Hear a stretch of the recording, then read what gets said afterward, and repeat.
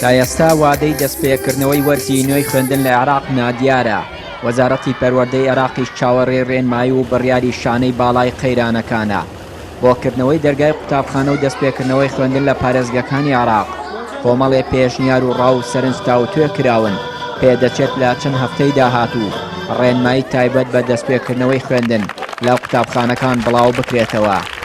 تام سات و کاتە حکوومەتی عێراق بڕیاری نەداوە و خەلیە ئەزمە بڕیاری نەداوە لەسەر ئالێتی گەڕاندنەوەی دەوام لە قوتابخانەکانی عێراق. خوێندنی کوردیش دەوامی لەگەڵ قوتابخانەکانی عێراق و لیژنەی نیابی پەروەردە لە پەرلەمانی عێراق ئەوان کۆمەڵە مقتەرحاتی ئەنداوە چۆن دەوام دەست پێ بکە. لیژنەی ڕاوێژکاری جەنابی وەزیری پەروەردەی عێراق دیسانەوە ئەوانیش کۆمەڵی پێشنیاری ئەنداوە تاوەکو ئێستا پێشنیارەکان گەڵاڵاکرێ و نەگەیشتنەوە بڕیاری کۆتایی.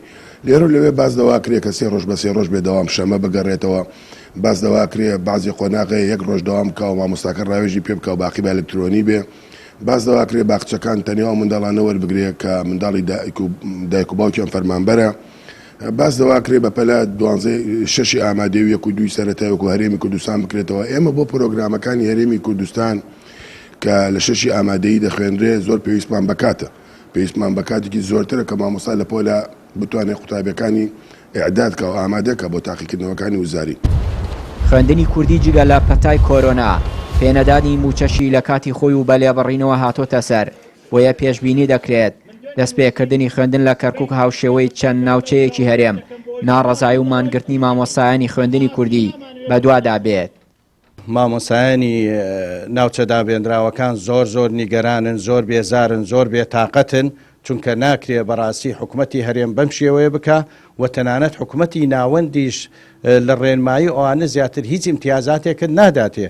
ئەوە دوا بڕیاری محافەزەیە کە پارچە زەوی بە مامۆستایان کەرکووک بدات، بەڵام مامۆستایانی خوێندنی کوردی لێ مەحروم کردووە بە پاساوی ئەوەی ئێوە سەر بە هەرێمن، بەڵام هەرچی ڕێنمای و تەوجیهات و قەرار هەیە هەمووی لە حکوومەتی مەرکەزیەوەیە و خوێندنی کوردی بەشێکە لە دراسی عەرەبی تەنیا موچەکەیە.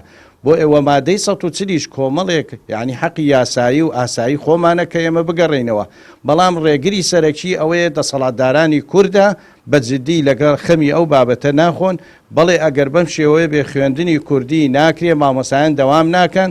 لەگەڵ بەردەوامی دواکەوتنی دەستپێکردنی خوێندن لە عێراق زیاتر مەترسی لەسەر چارەنووسی خوێندنی ئەم ساڵ دروست دەبێت، بۆیە پێشبینی دەکرێت لە هەفتەی داهاتوو حکوومەتی عێراق چۆنێتی دەستپێکردنەوەی خوێندن لە قوتابخانەکان یەکلایی بکاتەوە.